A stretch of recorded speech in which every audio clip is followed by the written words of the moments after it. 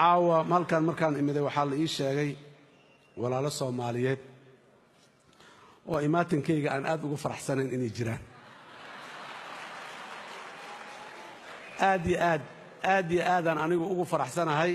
haddii aan iskhilaafno ama kala ra'yi duwanaano haddaan tabeelayaal qaadanayno ee aanan qora ka qaadanayn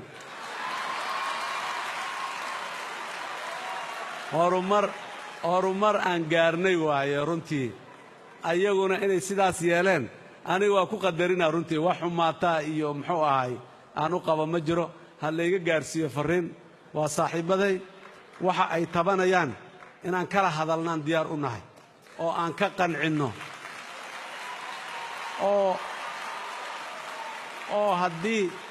oo haddii aan ka gardarannahay weliba aan intaan ka garaawno aan raalli ahaada dhahnaan diyaar u nahay laakiin xaajadeennu yaanay noqonin dhurwaaga iyo carruurta weligood isma arag waana kala baqaan waa loo kala sheekeeyey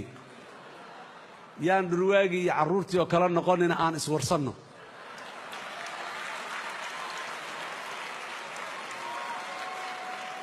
ha loo sheego inaan diyaar u nahay inaan intaan la fadhiisanno la doodno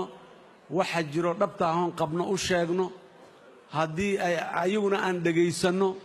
waxa ay noo sheegeen waxaan u sheegnay haddaanay ku qancin oo waxa ay noo sheegayaan ay nooga gar leeyihiinna inaan intaan ka garaawno wixiina beddelno ayagana raalli ah waan dhahnaan diyaar u nahay laakiin yaan naloo kala sheekaynin dadka Soomaalida ay annaga aan iswarsanno haddii alla yidhaah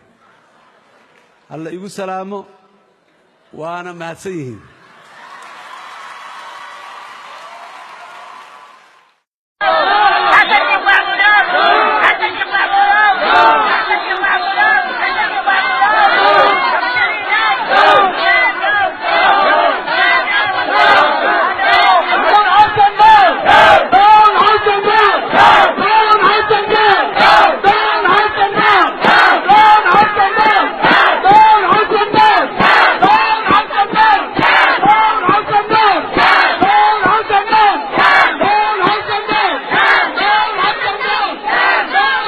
baxaya inay kala qayb qaataan in ay la banaan baxaan kuna banaan baxaan madaxweynaha jamhuuriyadda federaalka Soomaaliya Xasan Sheekh Maxamuud iyagoo kamid ah xildhibaanadii dalka Soomaaliya banaanbaxayaasha ayaa waxay ugu dambeyntii isugu soo aruureen albaabka weyn oo madaxweynaha ka soo gali lahaa iyagoo qayle iyo sabaxan isugu daray iyagoo dhahayay dooni mayno dabal jadiid isku soo wada duub banaanbaxa ayaa waxa ku dhamaaday si nabada iyagoo iyagana guryahoodii si nabada ku aaday dadkii banaanbaxayay Zakariya Aadan Universal TV North America laakiin lugaha iyo tafaha la qaban dawladda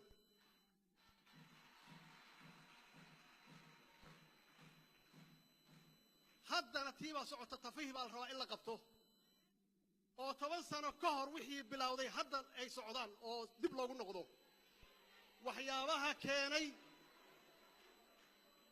waxyaabaha keenay